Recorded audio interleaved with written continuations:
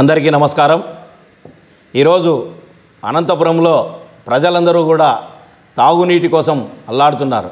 ప్రతి డివిజన్లలో ఒక్క చోట కూడా నీళ్లు రాక మరి గతంలో ప్రభాకర్ చౌదరి గారు కావచ్చు, మేము మున్సిపల్ కౌన్సిల్లో ఉన్నప్పుడు కావచ్చు, మరి ప్రతిరోజు కూడా నీటిని వదలాలని చెప్పేసి గతంలో ఉన్న పాత పైప్ లైన్లన్నీ కూడా మార్చాలని చెప్పేసి ఒక ప్రాతిపదికన ఏపీఎండిపి ప్రాజెక్టు కింద దాదాపు 155 కోట్లతో మరి ముద్దలాపురం నుంచి అనంతపురం వరకు కూడా స్వచ్ఛమైన తాగునీటి కోసం పైప్ లైన్లన్నీ మార్చి తుప్పు పట్టిన పైప్ లైన్ అంతా తీసేసి అనంతపురంలో బ్లూ పైపులు వేసి ఈరోజు ఎక్కడా కూడా గుంతలు లేకుండా ఇంట్లోకి డైరెక్ట్గా మోటార్లు లేకుండా వచ్చే విధంగా చేయడము, ఆ నిర్మాణం చేయడం జరిగింది।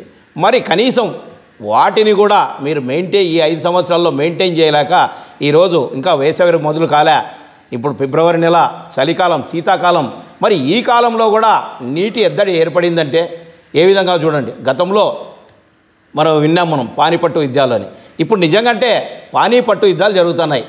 ఆడవాళ్ళు బయటికి వచ్చి బిందెలు తీసుకొని మరి ట్యాంకర్ల దగ్గరికి రావాల్సిన పరిస్థితి వస్తుంది। కనీసం ఆ ట్యాంకర్లు కూడా మీరు ప్రొవైడ్ చేయలే। మా కార్యకర్తలు, మా లీడర్లు ప్రతి చోట కూడా మరి ట్యాంకులు అరేంజ్ చేసి ప్రజలకు నీటిని సరఫరా చేయడం జరుగుతుంది। నిన్న రోజు కూడా మీకు సంబంధించిన ఒక కార్పొరేటర్ కూడా అసలు ఎవరికి చెప్పుకోవాలా, ఏ విధంగా చెప్పుకోవాలని మాట్లాడుతున్నాడు అంటే, మరి ఒకసారి మీ ప్రభుత్వ పాలన కావచ్చు, మీరు ఏం చేస్తున్నారో ఒకసారి ఆలోచించండి। పాలకవర్గంలో ఉన్న ఒక కార్పొరేటర్ తన ఆవేదనను ఎంత నిర్భయంగా నిక్కచ్చిగా చెప్తున్నాడో ఒకసారి వినండి। మీరు కనపడరా? అయ్యా అనంత వెంకటరామరెడ్డి గారు, మీరు 4 సంవత్సరం అయిపోయింది, మరి ఈరోజు ఇంట్లో మీ జగన్ గారి ఆదేశాల మేరకు మరి వీధుల్లో తిరుగుతున్నావు, ఇంటింటికి వెళ్తున్నావు, ప్రతి చోట కూడా ప్రజల నుంచి నీటి ఎద్దడి గురించి మీకు వినతి పత్రాలు కానీ చెప్పడం కానీ లేదా?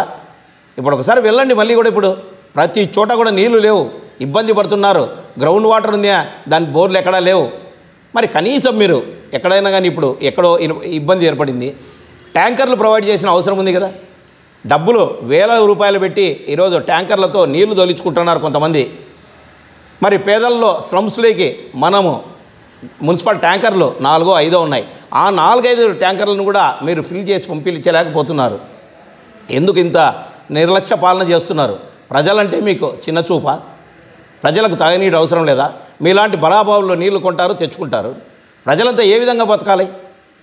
మరి గతంలో ప్రభాకర్ చౌదరి గారు మున్సిపల్ చైర్మన్ నుంచి మరి ఎమ్మెల్యే వరకు కూడా, ఎమ్మెల్యే అయినప్పుడు కూడా దాదాపు ప్రతిసారి కూడా మరి అక్కడ ప్రాజెక్టుకి వచ్చి అక్కడ ప్రాజెక్టు నుంచి నీళ్ళు ఎట్లా వస్తున్నాయి, ఆ మోటార్లు ఎట్లా పంపుతున్నారు, ఆలం ఎట్లా వేస్తున్నారు, క్లోరినేషన్ ఎంత జరుగుతుందని ప్రతి దానిపైన క్షుణ్ణంగా పరిశీలన చేస్తూ మరి ప్రతిసారి వాటికి కూడా పోయి వచ్చి రావడం, తనిఖీలు చేయడం జరిగింది। మీరు ఒక్కసారైనా ఆ ప్లాంట్ను సందర్శించారా? వారానికి ఒకసారో నెలకోసారో అక్కడికి వెళ్ళి ఆ ట్యాంకులన్నీ కూడా క్లీన్ చేయించి శుద్ధమైన నీళ్ళు ఇవ్వాలని చెప్పేసి మరి మేము మున్సిపల్ కౌన్సిలర్స్ కావచ్చు, అప్పుడున్న పాలక వర్గం కావచ్చు, ప్రభాకర్ చౌదరి గారి అడుగుజాడలో అక్కడికి వెళ్ళి మనం అక్కడ చేయించేవాళ్ళం। మరి మీరు 4.5 సంవత్సరం అయిపోయింది, మేము చేసిన ఆ ప్రాజెక్టును కూడా సద్వినియోగం చేసుకోలేకపోతున్నారు। అక్కడ 4 పెద్ద మోటార్లు పంపింగ్ చేయడానికి ఉన్నాయి, మరి 4 మోటార్లలో 2 మోటార్లు నిరంతరము పనిచేస్తాయి, 2 మోటార్లు సబ్స్టిట్యూట్గా పెట్టుకోవడం జరుగుతుంది। ఈ 4 మోటార్లలో ఈరోజు 1 మోటార్ మాత్రమే పనిచేస్తుంది, 3 మోటార్లు కాలిపోయినాయే। మరి ఏమి నిద్రపోతుంది ఆ పాలకవర్గం? ఎమ్మెల్యే గారు నిద్రపోతున్నారా? అనంత వెంకటరామరెడ్డి గారు గొప్పలు చెప్పుకునేది కాదు, నీరునివ్వండి అయ్యా, ప్రజలకు నీటినివ్వండి। ఒకసారి మీ కార్పొరేటర్లందరూ కూర్చోపెట్టుకొని మీటింగ్ ఏర్పాటు చేసుకొని చూడండి ఏ విధంగా జరుగుతున్నాయి, నీరు అందుతుందా లేదా, ఎట్లా అభివృద్ధి చేయలేదు, ఏ రోడ్డు వేయలేకపోయినావు, ఏ కాలువలు నిర్మించలేకపోయినావు, కనీసం నీటిని అందించలేవా? ఉన్న పైప్ లైన్లలో మోటార్లు రిపేర్ చేసుకునే శక్తి లేదా? నిర్లక్ష్యమా? 3 మోటార్లు కాలిపోయే వరకు ఉన్నారంటే ఎంత నిర్లక్ష్యం ఇది? 4 మోటార్లలో 2 నిరంతరము పనిచేసే మోటార్లు అవి, ఈరోజు 1 మోటార్ పని, అది కూడా ఇప్పటికైనా పొరపాటు కదా, అది ఏమైందంటే అసలు నీళ్ళు ఉన్నది అనంతపురానికి ఉండవు, ఎడారి ప్రాంతంగా ఉంటారు ప్రజలు, దప్పికతో అల్లాడతారు, ఏ విధంగా బతకాలనుకుంటున్నారు మీరు? అసలు ఒక్కడికి ఆలోచన చేయరా? మీకు ప్రజలు దీనికే నాకు పట్టం కట్టింది, మిమ్మల్ని చూసే పట్టం కట్టలే కదా। ఆ రోజు జగన్మోహన్ రెడ్డి వాళ్ళ నాన్న రాజశేఖర రెడ్డి పేరు చెప్పుకొని వాళ్ళ నాన్నకు అంతో ఇంతో మంచి పేరు ఉండే, ఈయన కూడా యువకుడు ఏదో పని చేస్తాడు, మంచిగా చేస్తాడని చెప్పేసి ఆయన చూసి మిమ్మల్ని అందరినీ ఎన్నుకున్నారు। ఒక్క ఛాన్స్ అంటే ఒక ఛాన్స్ ఇద్దాం, వాళ్ళకంటే చంద్రబాబు కంటే ఏమైనా మెరుగ్గా చేస్తాడేమో అని జగన్మోహన్ రెడ్డి దయ వల్ల మీరందరూ గెలిచారు। ఆయన మాయమాటలు చెప్పాడు. మరి ఉద్యోగాలు ఇంటికో ఉద్యోగం ఇస్తానన్నాడు. ప్రతి జనవరిలో జాబ్ క్యాలెండర్ విడుదల చేస్తానన్నాడు. మరి రైతులకు మభ్యపెట్టాడు, కార్మికులకు మభ్యపెట్టాడు. మరి మద్యం మాఫియాలో ఆ రోజు మద్యం లేకుండా చేస్తాను, నేను దశల వారీగా అయినా చివరికి ఓన్లీ బార్లలో కానీ పెద్ద పెద్ద షాపుల్లో కానీ చేస్తాను, మిగతా మద్యం అంతా మానేపిస్తాను అన్నావు. ఎక్కడ మానేపించావా? నీ బ్రాండ్లు జగన్ బ్రాండ్లను పెట్టుకొని నువ్వు ఆదాయ సంపాదన కోసము ఈరోజు కోట్లాది రూపాయలు డిజిటల్ మనీ లేకుండా నువ్వు గవర్నమెంట్కి పే చేయకుండా కోట్ల రూపాయలు ఈరోజు ఎలక్షన్స్ కోసం దండుకుంటున్నావు. ప్రజల ఆరోగ్యాలు పోతున్నాయి నీ మందు దాగి. నీ కనీసం నీళ్ళు ఇవ్వయా? మందు అయితే విచ్చలవిడిగా కావాల్సిన దొరుకుతుంది, నీరు దొరకడం లేదంటే ఒకసారి ఆలోచించండి ఏం జరుగుతుంది. ప్రజలంతా కూడా విజ్ఞతతో గమనించారు. ఎక్కడ చూసినా చీకొట్టే విధానం ఉంది. నువ్వు రావడమే ఏం చెప్పావా? పిఆర్సీ రద్దు చేస్తాను, నా మొదటి సంతకం దానిపైనే ఉంటుంది అన్నావు. ఏం చేసావయ్యా? ప్రజలంతా కాదు, ఇప్పుడు విజ్ఞులు, మేధావులు, విద్యావంతులు అంతా కూడా నిన్ను చీకొడుతున్నారు. అయినా కూడా నీకు నిస్సిగ్గుగా ఈరోజు అక్కడక్కడ నువ్వు డబ్బులు ఇచ్చి జనాన్ని తోలుకొని మీటింగులు పెడతా అంటే వాళ్ళు ఎప్పుడెప్పుడు వెళ్ళిపోదామా, నీ మీటింగ్ ఎప్పుడైపోతుందా అని కాసుకొని ఎక్కడైనా గతంలో నువ్వు వచ్చినప్పుడు విజన్లు కొట్టి ఊపులేసి ఏ విధంగా జనం నిన్ను ఆదరించారు. ఇప్పుడు చూస్తున్నావా? ఇప్పుడు ఎవరో డబ్బు పెడితే తోలిన జనాలు వచ్చి ఉన్నామా పోయామా అన్న విధంగా ఉన్నారు. ఇప్పటికైనా మేలుకో, ఇంకా 2 నెలలు ఉంది.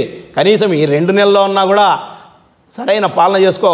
అయ్యా వెంకటరామరెడ్డి గారు, నీరు లేకపోతే ఇంకా 2-3 రోజులు గిన నీళ్ళు రాకపోతే ప్రజలంతా తీవ్ర ఇబ్బందులకు ఎదురవుతారు. మేము కూడా మున్సిపల్ ఆఫీసును ముట్టడి చేయాల్సిన అవసరం పడింది. మేము చూస్తాం, ఇంకా 2-3 రోజులు చూస్తాం మీరు మరమ్మతులు చేస్తారో లేదా అని చెప్పేసి చేసి నీళ్లు సక్రమంగా అందించకపోతే ఖచ్చితంగా మున్సిపల్ ఆఫీస్ పైన మేము దాడికి తీరుతాం. మరి మీ ఇండ్లు కూడా ముట్టడి చేస్తాం. ప్రజల కోసం చేసే పని ఇది, మా కోసం ఇంకోటిగా. మీరు కేసులకు మేము భయపడం. ఇప్పటికే 14-15 కేసులు పెట్టారు మా కార్యకర్తల పైన, మా పైన. ఇంకొక 1-2 కేసులు అయినా మాకు పర్వాలేదు. ప్రజల కోసం మేము దీక్షకు పూనుకుంటాం.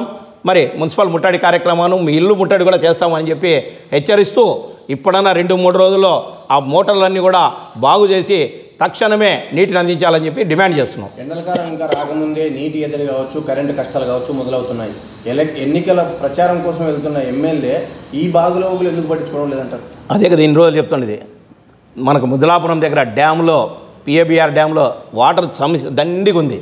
మరి కనీసం ఆ ఉన్న వాటర్ను శుద్ధి చేసి మోటార్లతో అందించలేని పరిస్థితి ఏర్పడింది అంటే ఎందుకు చేస్తున్నావు? అసలు ఏమైంది? ప్రజలకు ఏం సందేహం ఇస్తున్నావు నువ్వు? మరి ఇంకా ఎండలకాలం రాలే, ఇప్పుడు ఇంకా చలికాలమే.